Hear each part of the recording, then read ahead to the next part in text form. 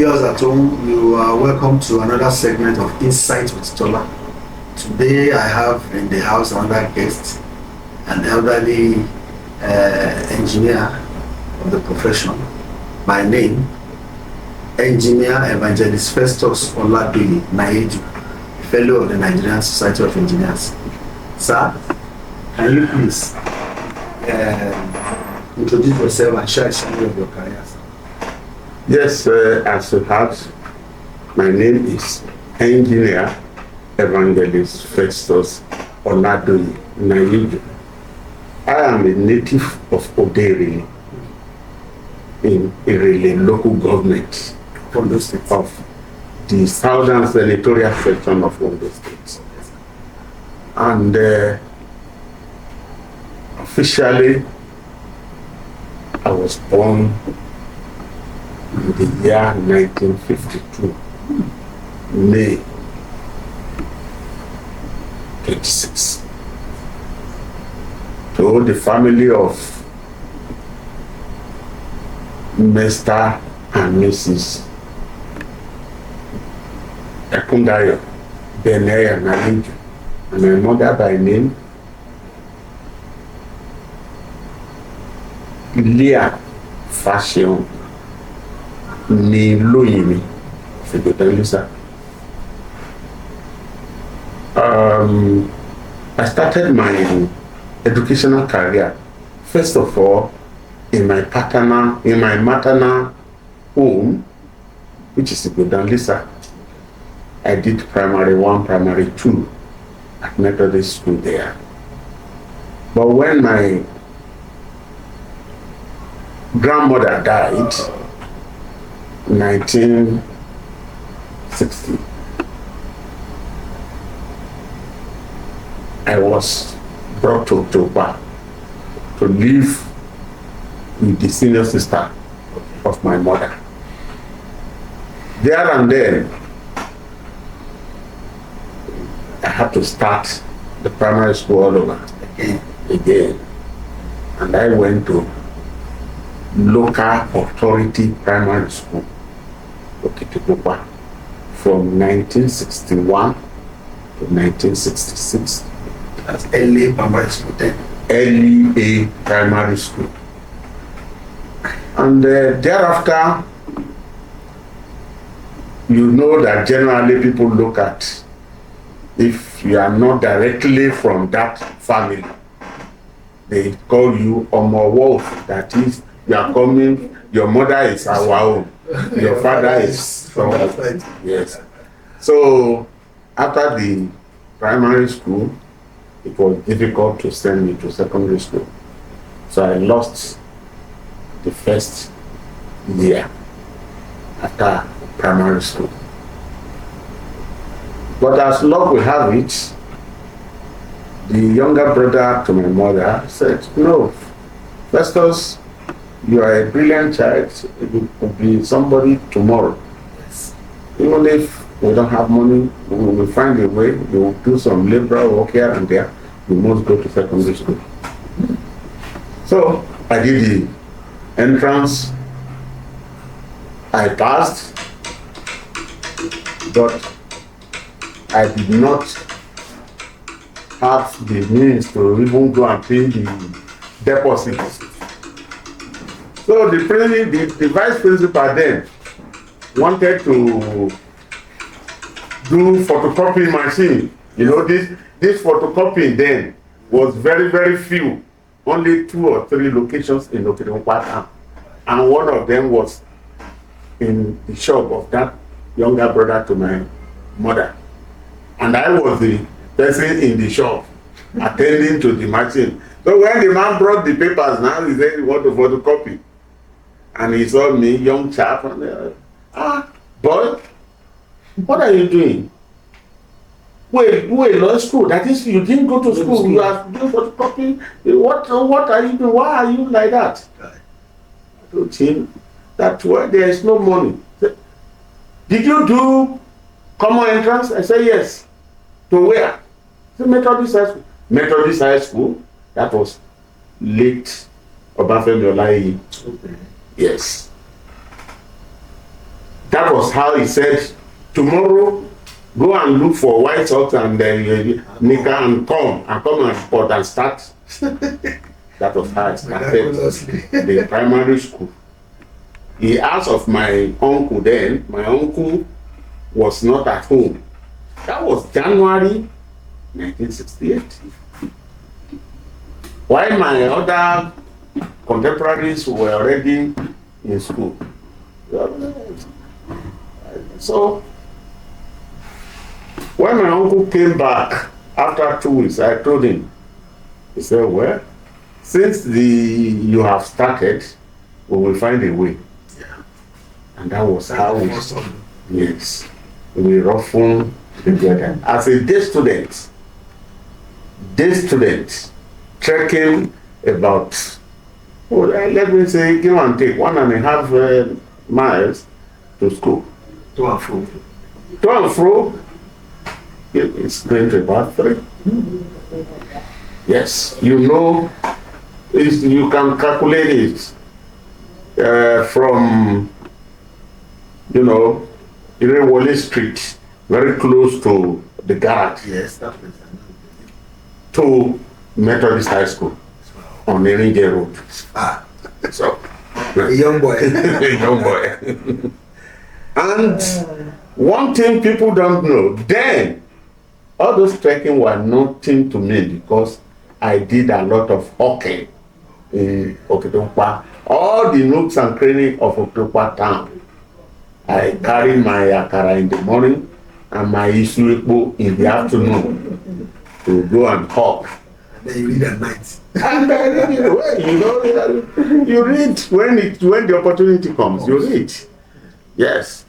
So, and I did that up to when I was in what they call GS3 now, up to my Form 3.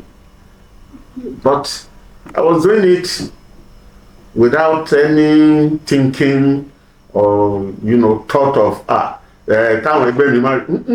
you do it with pleasure. Because reading was an interest to me. So, I thank God we were able to wither through that, and that was how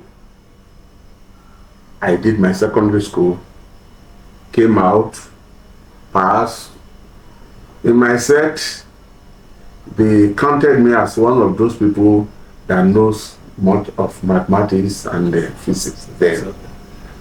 Like 2 criteria for engineering. While we were in the school, we had a principal that came, one by name Mr. Okitipupa. While we were about to do our valedictory service, he said, today, I want all of you to dress neat. If you don't have coat, go and borrow. And then when you come in front of the teachers and the principal on the high table, you will address yourself according to the profession you want to be in the future. There and then, I told them, I want to be an engineer in future. So that was your... Yes. That was what prompted you. That's what prompted me to study engineering. You won't believe it that in our class 5 then, there was no teacher for additional mathematics, because we call it additional mathematics then. Additional mathematics, yes. We had no teacher.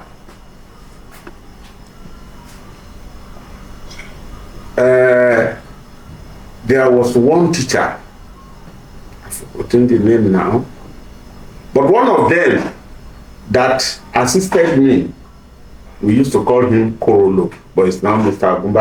Engr Festus Oladoye. He was a lecturer at Ekere here before he retired. He's still living in this Harcourt.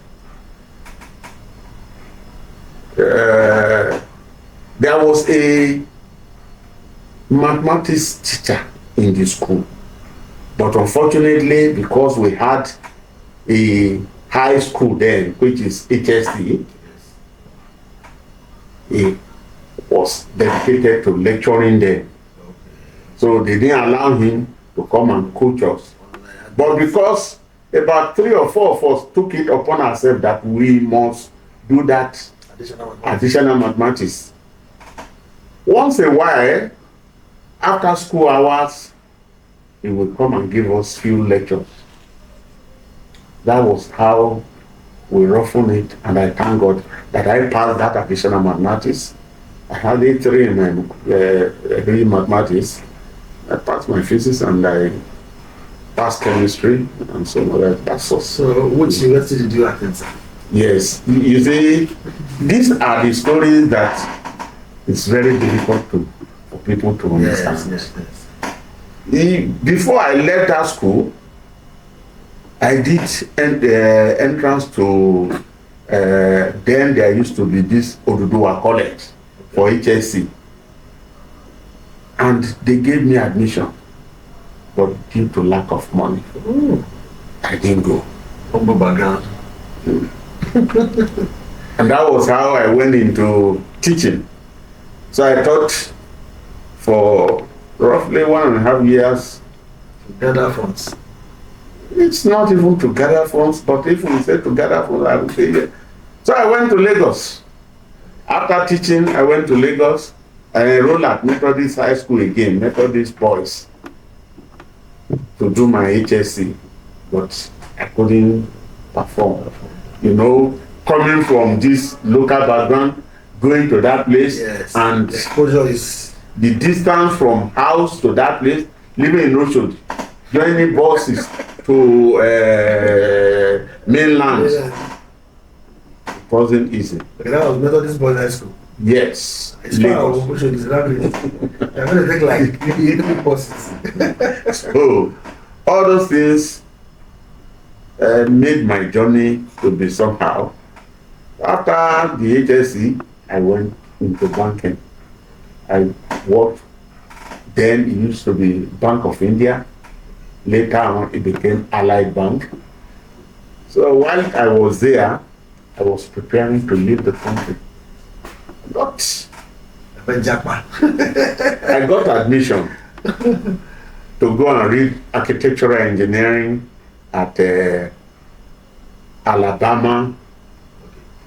Yes. Yes, A&M. That is the Architecture and Mechanical Engineering College in US. But in 1978, I think that was the year Shagari became president. They started the technical polytechnic there. So I happened to be one of the first set of the Federal Polytechnic Akure. Okay, then. I think it transformed to now Federal University of Technology, Akure. You see, that area they call Obakekere, that was our campus then. okay. The area they call Obala now was the new site we're supposed to move into. And the road in between, I did the design as my project in my HND. My project as a civil engineer. Along the line, came out with the HND and went to Plateau State to do my service. While I was there, I was involved in the construction of civil works in Federal Government College, Lantern. Then the company that took me there, that company felt that I was doing very well. They engaged me. But while we were doing the NYC then, the Federal Civil Service came to us to interview NYC people for service. And I did the interview. But because the company engaged me, I went back to the company in Lagos after my NYC, and the company now said, no, we are employing you to go back to Plateau State. I look at it that it may not be too okay. I went back to the company. I said, post me to somewhere in the west or southeast that I would prefer. They say they purposely engaged me for that. If I'm not going to be there, then I have to resign. I resigned. I was just tired and applying here, applying there. Nothing was going on. So I retired to the church. Okay. Yes. Was just working in the church. That was Celestial Church of Christ. Okay. Yes. Satellite parish. So while I was there, one evening I just learned that the House of Meal from Federal Secretariat. Okay. That you did it earlier. That I did it earlier. And that was how they gave me employment. So I started my employment in November. That was 1984.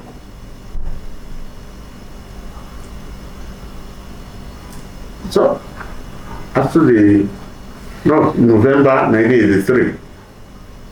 November 1983 was when I started the employment, and you have to do pupillage and other stuff. I did that up to June at the headquarters. They said no, they want to create new unit for road maintenance in Federal Ministry or in every field headquarters. All of us that joined another period, they posted all of us out. FERMA. Not FERMA. Okay. Yes.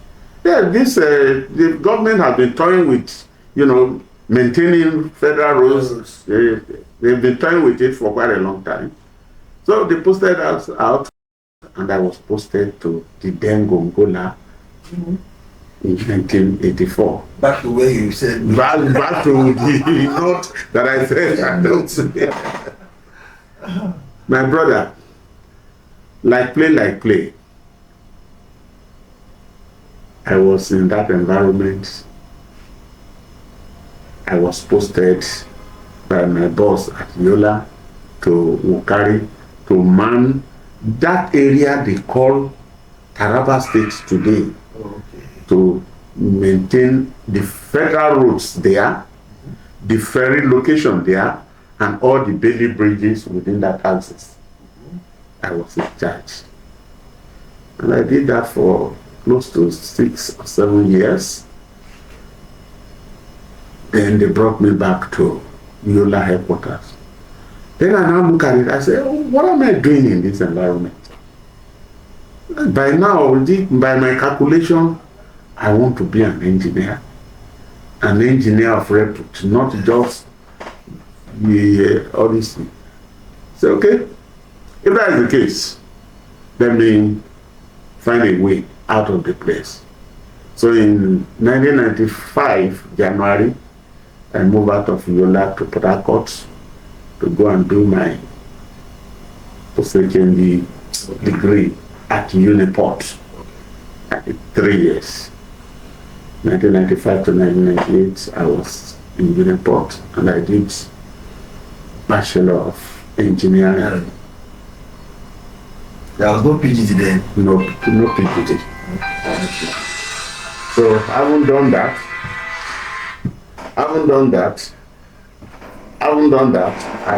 When I came back, after the degree, I found out that it's possible for me to do masters. Yes. I enrolled for masters. But the created Bayelsa State, I was taken out of Port Harcourt. It became the nucleus of the Bayelsa State staff. Okay. And by so doing, I became a staff running between Port Harcourt and Yenagoa. And the road was not too okay. And the work there was quite demanding. The first major road after the creation of Bayelsa State was Yenagoa Primary Road. And that's straight road. That's straight road, not the straight road that entered, the dual carriage that was inside the town. Okay. It was, that project was one of the biggest projects then in the Federation, 5 point something billion then.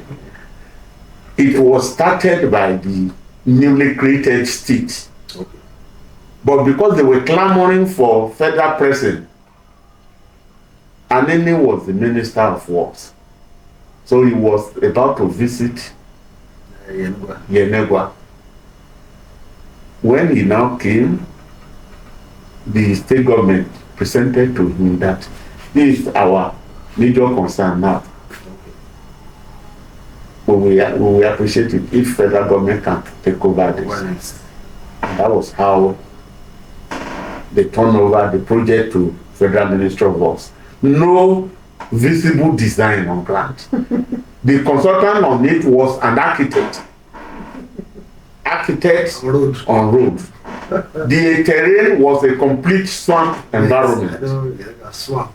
So if I tell you that that road was one of my first major challenge in civil engineering work, well, I won't be too far away from the right thing, but I had some other challenges which I didn't mention. A major one. That one was a major one.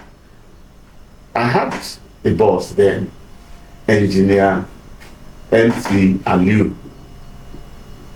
That is Mohammed Chamanwa Aliu.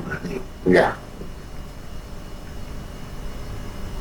We were about 6 or 7 engineers on that project. But because engineer Aliu, we worked together at Yola. Okay, doing that project. Before, Gongola. When I was in Gongola, we worked together. When they were handing over that territory in Gongola to me, he was in charge of that territory.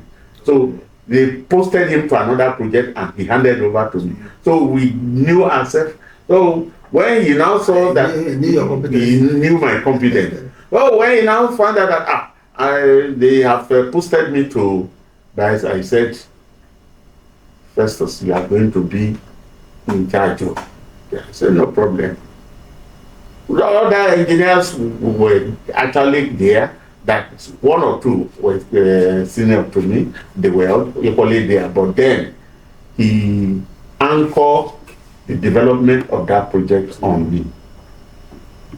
Yeah, the project was a sand-filled road that we have to cut through swamp. Yes. We have to introduce a lot of hydraulic structures, and we have to do so many both conventional and unconventional ways to make the road stand, because during rainy season definitely the whole area used to be flooded. So the first thing we did was that we surveyed the place. In some areas, at times we use this floating machine, this floating excavator, okay, to pass through the alignment in order to take the line through the alignment. And that road had two arms, one from Ekeki to Raison Palm, another one from that same Ekeki area down to the So we did that. We were pumping sand from one oxbow lake to that place, to the road. By their former design, it was supposed to be, the sand deposit was supposed to be by dumping. okay. But when Julius Baja now took over the project and we studied the terrain, we now felt that it is better to do hydraulic sand filling than that. Dumping. Yes. So we cut through a forest to the lake, We lay pipe from the lake to that location. alignment. So that sand will be coming like that, and we were dropping sand. The water was going to the edges. Exactly. We created another another alignment for the water to flow back. You know, that kind of thing. That was how we did the road. That is for that. Because we don't have time, that is why I'm cutting it short like this. So maybe I can come in, sir. Yeah. Ask another question. What you have really cut through most of the questions I have here. You have expanded on your significant challenges and the approach to solving complex problems. Yeah. Now, what key skills or attributes are necessary to succeed in civil engineering? Yes, you see, one, in the first case, as an engineer, you are meant to solve problems. When they talk about problem, to an engineer, a good engineer, any problem is no problem. Because there must be a way to resolve the problem. You can connect a deep dungeon and put a road through it. Definitely. You can connect two islands together. You can build road under sea. You can build road within sea. You can build road on top of sea. So as an engineer, you must have what we call determination, perseverance, and the greatest of it all is that you must be forward-looking. That's great. You must be forward-looking. For viewers at home, Yes. Engineer Naiyeju is telling us that you must have those three attributes. Mainly forward-looking. Because if you are not forward-looking, when you must be able to see beyond that problem. Anticipation. Yes.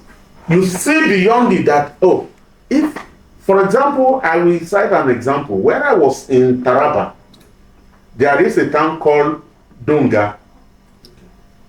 There is a bridge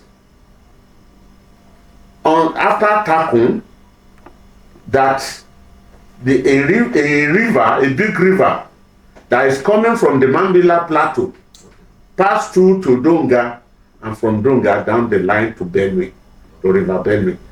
Now, after Takun, that bridge was there even during the Second World War. Unfortunately, a heavy downpour occurred coming from the Mambila Plateau, and two spans of this bridge caved into the river. So there's a disconnection there. There was a disconnection. So my headquarters now said we should go and look at it. I gave a description of what happened there. Then engineer, it's now late. One engineer in highway came there. The engineer is from Edo State. He came there and they made a design of what to be constructed there. This same rivers we are talking, during the dry season, it can dry up to the extent that you can walk through it. So we look at that short period when there won't be much water inside it. And you start to, and we start the construction. We broke the pier that was there that got damaged. We broke it out of the alignment. We broke the those slabs, the deck that fell in. We removed them out of the course of the water. Through Brony Prono did it. Okay. Yeah, Brony Prono did. And we were able to put it back and build another one there. However, during that same period, not too long, we constructed another road downstream of that same river. Can you believe that while we were constructing the downstream, one pier fell again in the new one? So for you to know the kind of wave the water carries. These are problems people will see. Can it be possible? Is it workable? But is it doable? Is it doable? But if you go to that environment today, if you did not tell somebody that this was the things they did there, nobody will know. You will never know. Because now you can drive from Takun to that the Kashimbila to from Takun, you can drive from there to all the towns in the bottom of the hill. There are a lot of forests in that environment, thick forest, where they can have a timber factory. Yes, they call that place. We have this one now. This is they call it Baisa. Baisa. Okay. This one is Baisa, Yes. but that one is Baisa. BAISA. BAISA. Yes. So challenges here and there. I have met challenges. There was this time when the link between Noma and the road, they call that area Lafia, the road going to Gombe. Maybe I should ask you a question, sir. Why did you stay in court? You seem to know what is at the back of that. Well, it's federal government. Federal government work. That's the exposure of working with federal government. You see, if you are talking of out of my 33.5 years in government, I spent close to 20 years in the north. Yes. That means you are fluent in Accra. Well, I only hear a little, but not very fluent. I worked in my journey through the civil service. I worked in Bayelsa. I have told you I worked in Gongola, Gongola, Taraba, when they broke it to Adamawa and Taraba. I worked there, then came to River State, then Bayelsa. I was part of the people that built the Ibadan-Oyo road. Okay. That's realization. I was there. Then from there again, I was the first chief engineer for FERMA in charge of Delta State, in charge of all the federal roads in Delta State. Then there were forests here and there along the federal road, which I cleared before I left the place, because I did 3 years there. That bridge you pass under when you want to enter Kaduna town, that bridge, the first bridge, after the toll gate, the first bridge, I was part of the team that built that bridge. 2 of us mainly under the supervision of the same engineer Aliu, who when I left Bayelsa, when I left Delta, I went again. We met again in Kaduna State. Yes, he was there as the controller, and we worked with him. So I should give you a title of not engineer, not that good. It was not.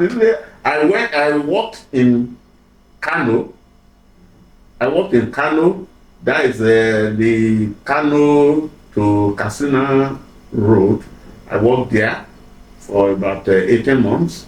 Then came back to headquarters at Abuja. From Abuja again, I was posted to Kano Meduguri Section 4. I was in charge of Section 4, and I worked there for close to 4 years. Yes, and because I brought that project to almost 70% before I left the place. Thank you, sir. Yeah. Sir, are there any misconceptions about your field, civil engineering? Honestly speaking, if I will say one thing, that if I'm asked to choose any field again, if I come to this world to choose any field, it will still remain as civil engineer. Because in civil engineering, you meet a lot of challenges, but you learn a lot. At a particular time, I can take the survey instrument and do survey work on the road. Take your data and copy my data. I tell my surveyor, this is what I want on the road. For example, when we were doing the Yenagoa Primary Road, I was doing the design of the road with the Julius Berger surveyor. He would just send his boys, go and bring data. When they bring data, I will be the one that will fix the alignment. We will sit behind his design machine. I fix the alignment. I say, let us do it this way. Let's pass this way. So why I was doing that? You're developing yourself. I was developing myself.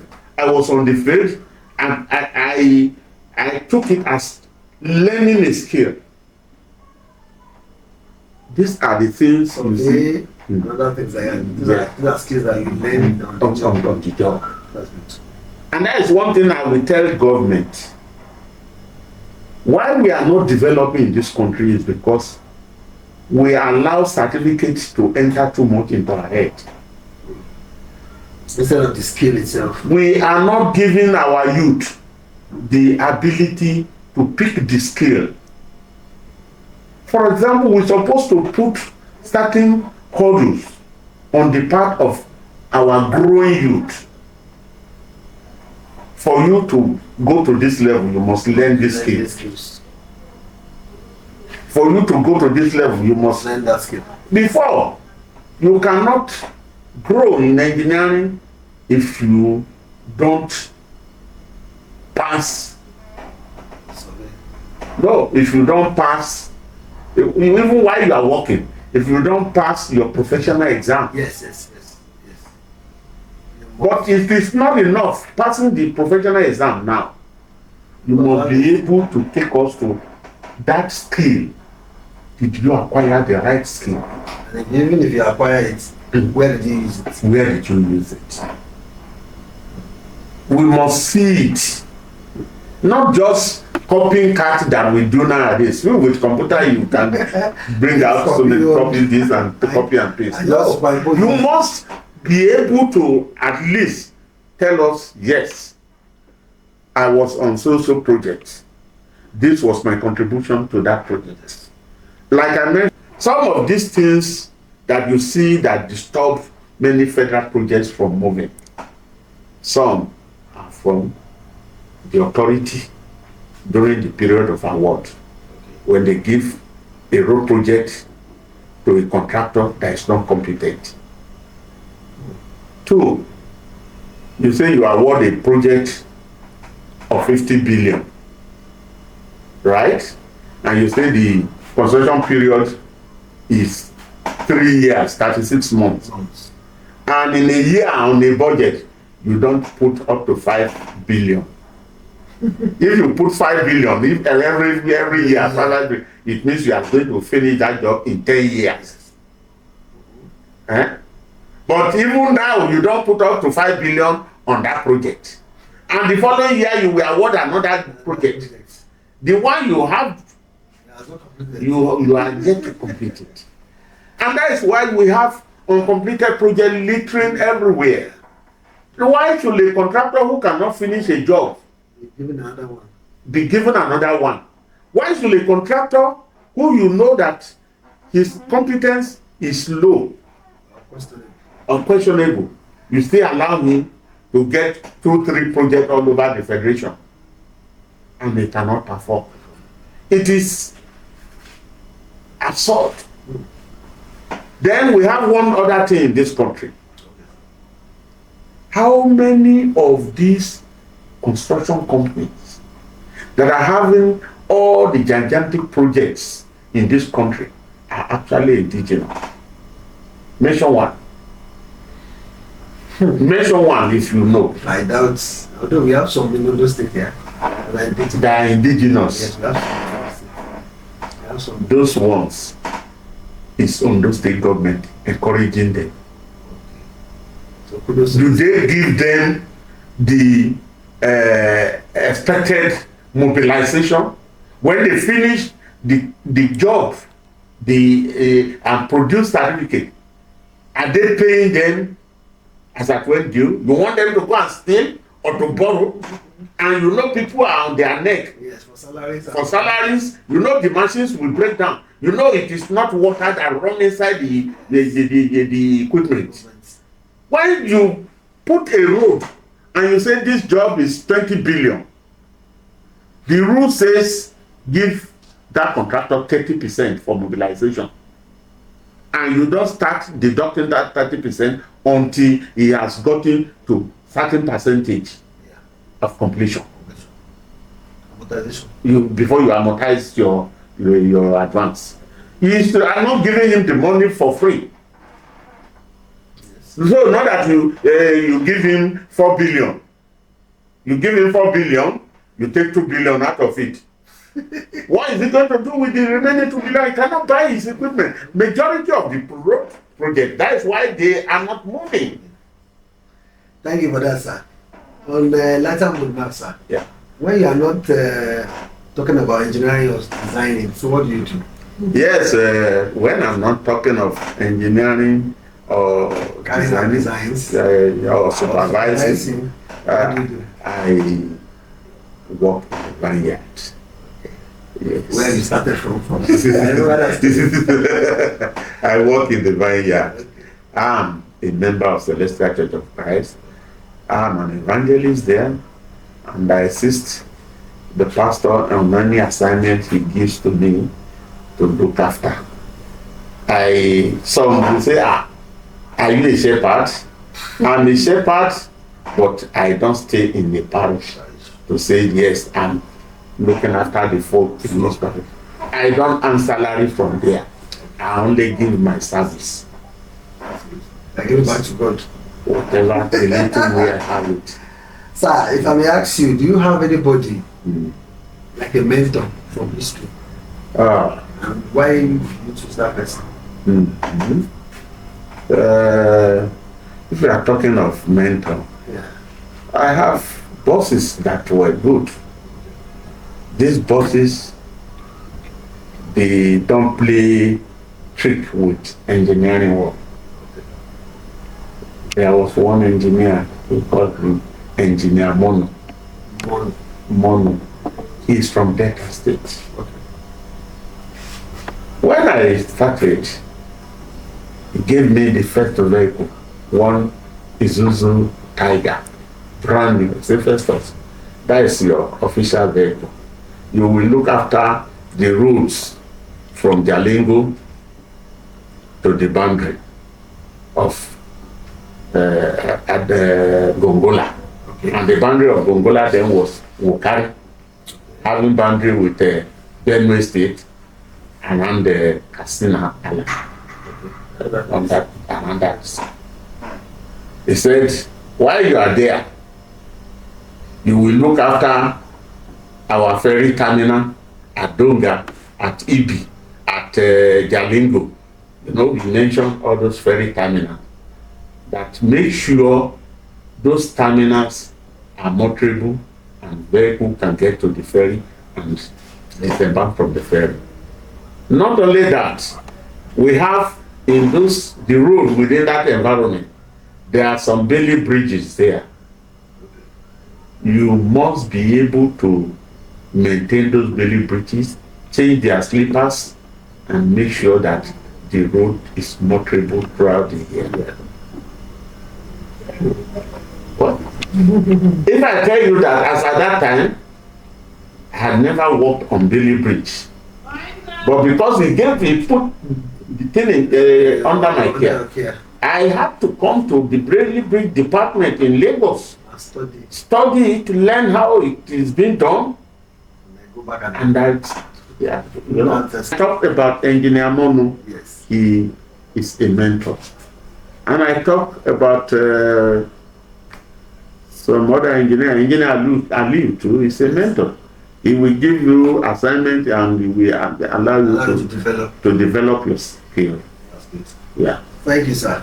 We have viewers at home. We have been having a nice chat and discussion with Engineer Festus Naiyeju Oladoye. He has talked about, I think on this program we should give him the title of the doing of the northern engineer. He knows every northern road by hand. Sir, thank you for your time. Yeah, we are very grateful for the knowledge and the experience you are just giving to our viewers at home. And you know, just like what you have said, viewers, that you should be resilient. You should be ready to do the work. Do not be afraid. Engineering is tasking, but that is engineering for you. You have to put in the work.